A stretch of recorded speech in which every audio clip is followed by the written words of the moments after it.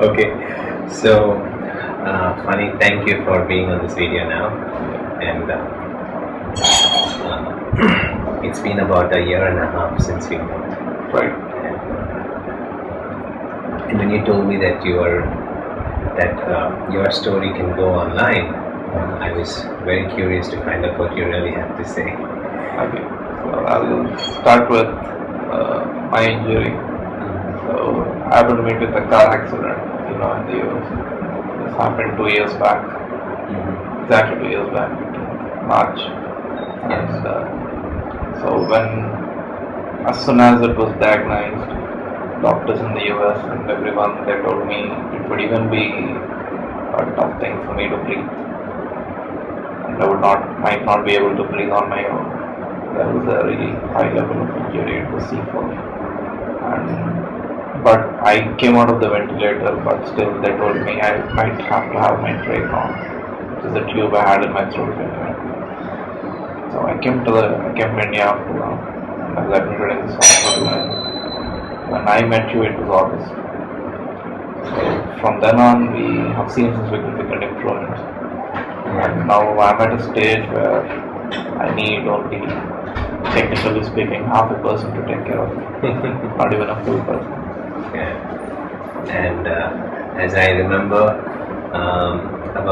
in August when I met you, you had that tube that you used for taking out fluids when you had to cough and things like that, and you required about 2-3 people to help you sit. Yeah. And sitting on a chair like this was not a possibility because you would fall down, and you didn't have the strength in your upper body to be able to even lift my own hand. lift your own hand. So from then on it was different. So the very first time you met me, you took me into an unconscious. I didn't know what you would do. Frankly speaking, I had no clue about it. Yeah. So I went online, found out something about NLP, but I was not sure how it works. So you're a magic man. So when you came here, you asked me to go to sleep. Then you did something. I was awake to a little bit, but afterwards, and then you showed me a video of how my toes were moving, and I could control my toes. Though it was for a little while, I could literally control my toes how they were initially, and this is something which nobody in the medical world, anyone who knew I knew, didn't tell me that it would happen.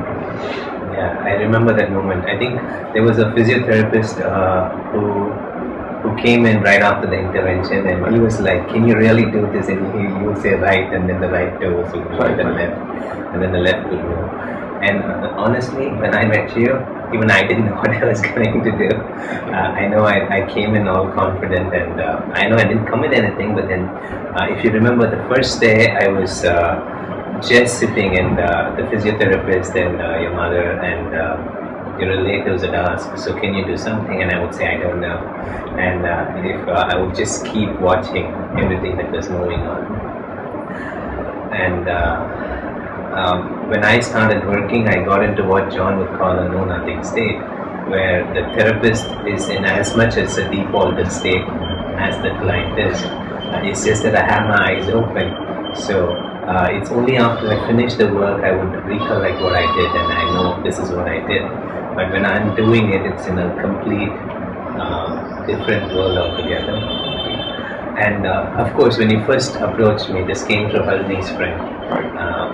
And first I got the mail, I was very surprised because I know NLP for smoking, NLP for depression, but then this is the first time someone has asked for this. I knew Richard had healed himself. At least what he says is that he was paralyzed and doctors said he could never move. We all know Milton Erickson was polio struck twice and he healed himself. So I knew it was possible, but I didn't know how. So I mailed everybody. I mailed Richard, I mailed Judith, and finally mailed John Brinta. So much before I met you, it was like about 3 months of preparation. John would give me exercises and specific tasks to do, and I would go there, do that, and come back. So when your toes actually moved, it was as much as a surprise to me as it was for you. And I was standing there and watching, but I knew something might be possible than what is mentioned, because the first day as I was sitting and observing, I noticed very minor movements in your toes. Now the challenge was of course to differentiate it from spasms, because you're also having spasms.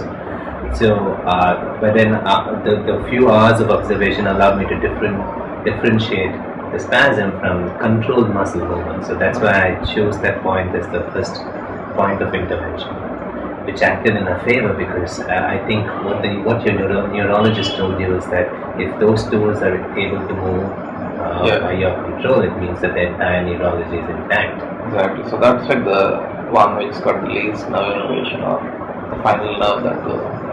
Yeah. So if that works, technically everything else should be working. So that was the kind of belief I had in mind. So since we worked with that belief, Yeah.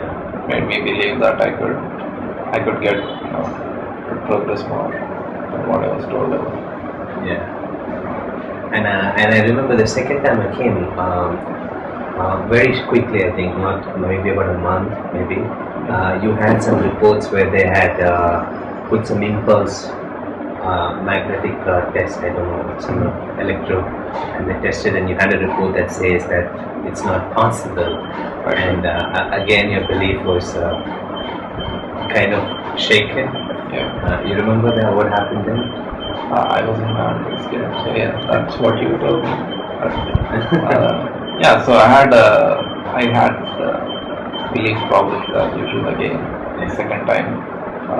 So my belief was that if I could see my fingers more, then I would believe that this will work and I will be able to walk. I will be able to have much more progress than what I have now. Yeah. And it worked that day too, so we could see movements in my right hand fingers. Yeah.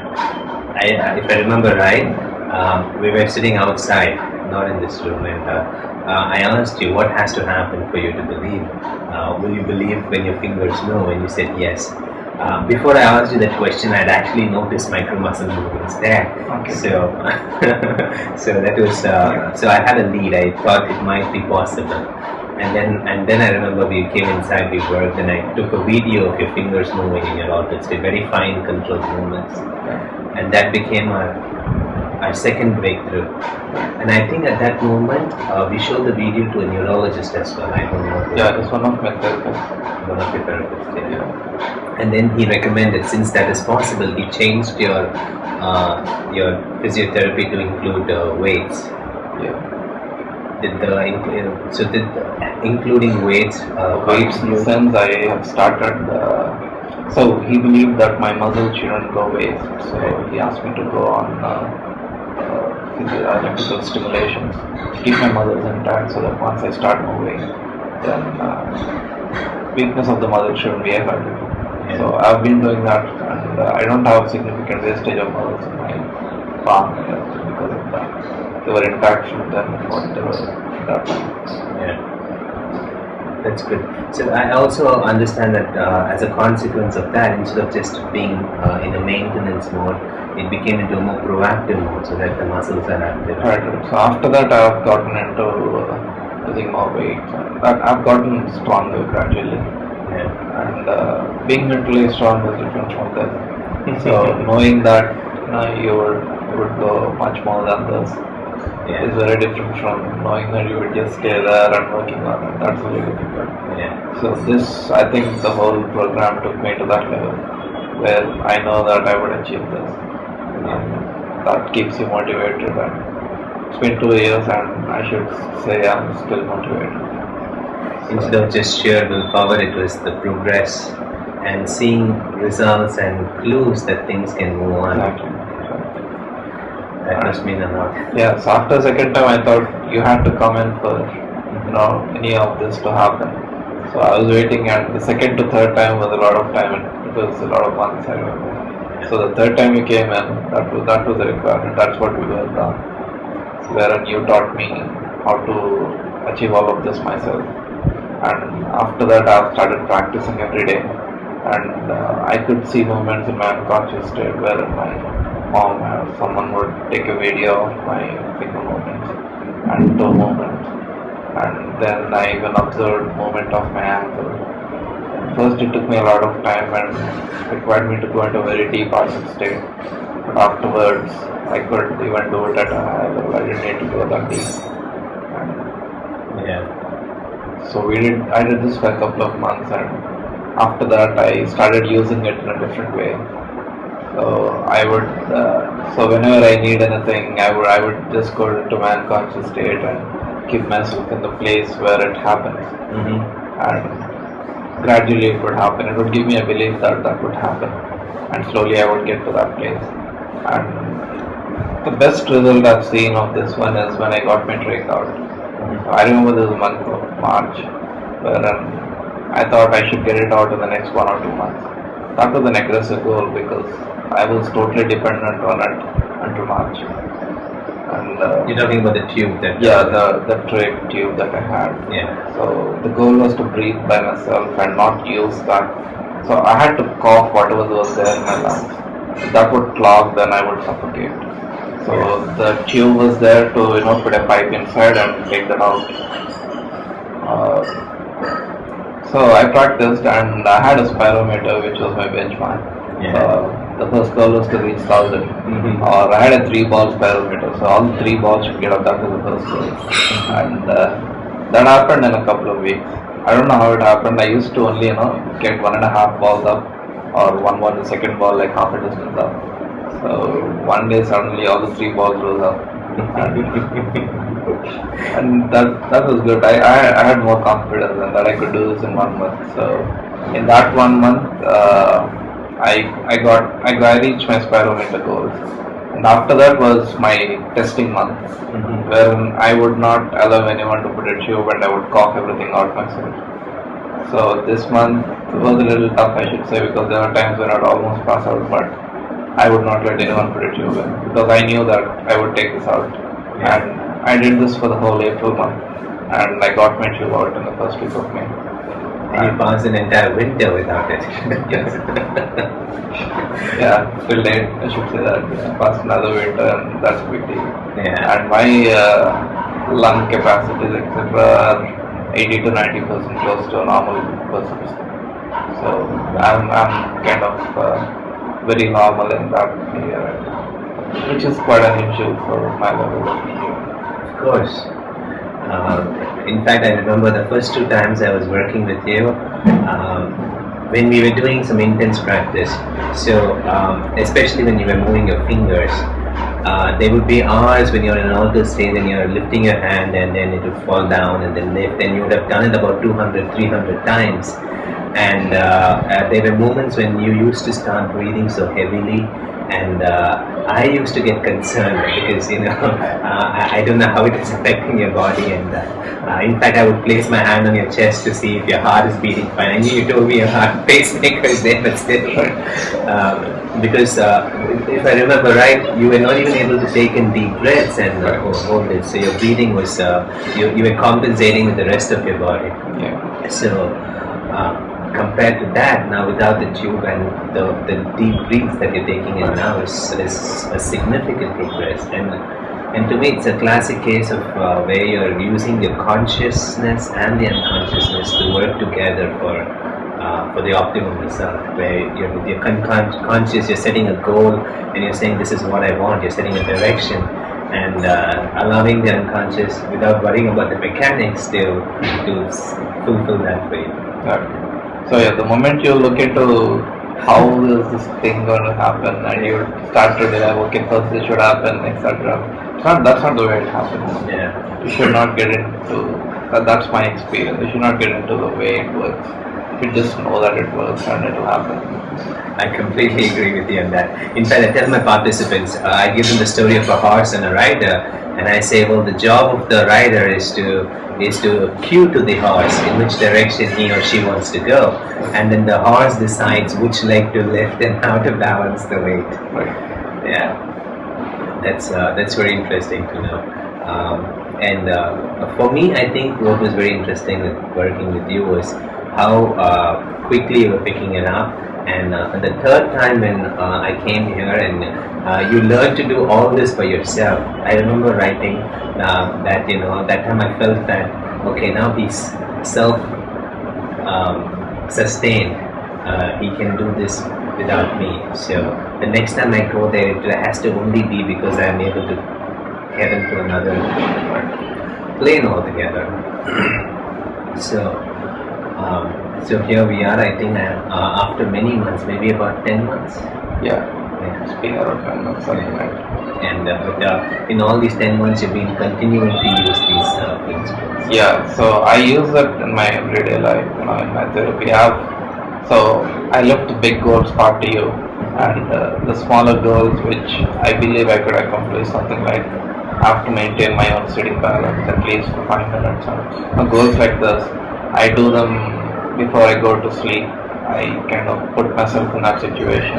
I know that it's going to happen, and I dwell on it, and I tell my unconscious that it is going to take me to that state tomorrow, and by some miracle, it happens. I have seen quicker improvements. Yeah. This happen, and now I'm at a very independent state, and I can sit by myself at the edge of a bed, or I can roll on the bed, and I can get up from the bed on my own. And all of these improvements not usually seen for this level, Yeah. I should say. And Usually seen, and people don't even know how significant they are. Because a lot of people think, so what's about rolling in a bed? But then, a lot of people in situation you were in before would actually develop severe diseases and allergic reactions because of their inability to just shift Exactly. position. So I would have someone wake up 3 times a night to turn me around, so I don't have a bed, so because I'll be sleeping in the same position. Yeah. So rolling by myself eliminates all of that. I have to wake someone up, they have to turn the lights on, they have to turn me to one side, and they sleep. So nobody has sleep. I didn't have good sleep for a lot of days. And now I can do that myself, and I can assist anyone who's helping me to shift or to do any of my activities. So I've reduced the load on a lot of things. I eat by myself, I brush my teeth, I can shave myself. Oh, that's a lot of progress. In fact, I remember when I first met you, I asked you, so what do you want me to help you with, honey? And you didn't say help me walk, you didn't say help me do this. You said I want to be independent and I want to get my job. Yeah. That's what you had asked me, and to me it looks like it has come true already. Yeah, I work full time now, so that required a lot of strength. So people would be like, okay, so you were sitting for 4 hours earlier, now you're able to sit for an whole day. How does that matter? So on the paper, it might not matter now. It's like a small improvement, but for me, I can work for the rest of the time. I don't need to worry about lying down, getting up, taking some rest or something. I travel around, and I've been to Mumbai twice, so I'm in a plane, and that didn't give me breathing problems. I can go to a theater and watch movies with my friends. I can meet people outside, and I don't have therapists coming home anymore. I go to a center where I do my therapy. So all of this is definitely a significant improvement. Yeah. And how does it make you feel to be independent now and to be able to do all this? Yeah, you would not realize the importance of independence until you're dependent. I mean, when you have to call someone to answer the phone, that's when he's beside you, or not know what's happening in the other room, or any of those things. There was a time when I had to call somebody to scratch my face. Like, oh, it's a kid. Somebody just come here and scratch my face in the street. I was at that stage. So I think that explains it a lot. I also remember that when we first met, you came to India by an air ambulance, right? Because you were not it was not possible for you to travel. But now, if I understand what is going on, you're going for a special treatment and for about a year or two, and for specialized instruments and where they can use machines that are more advanced, and you're traveling all by yourself to the States. Yeah. So, how do you think all this is going to help you there? This should help me go. I expect to see faster and better progress now. Okay.